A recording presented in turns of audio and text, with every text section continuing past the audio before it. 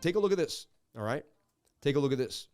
We look closely at, and all I want to see is, we're just going to look here at the stochastics RSI and price action. So I'll get rid of the RSI, I'll get rid of the MACD.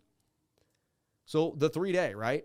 Look at, when the 3-day got above the dotted line here and is about to cross the dotted line, I put a blue line. A big move happened for Bitcoin. When the 3-day here got above the dotted line here, it was the beginning. And right here, when it first crossed that dotted line, look, I'm going to zero in. When the 3-day first just crosses the dotted line there, all right? I'm just pointing this out.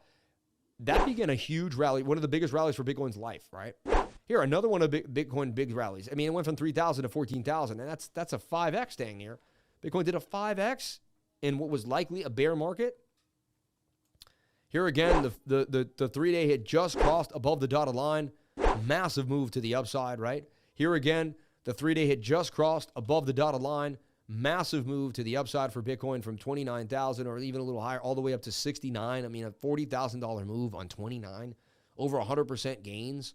Here's another time we crossed the dotted line here, and we slumped up a little bit, but we didn't go lower than that, and we eventually pushed to the upside. Here's another time the 3-day crossed the dotted line right here. It was the beginning of another move for Bitcoin from about 19,000 all the way up to $25,000, $6,000 on 19. That's a 30% move.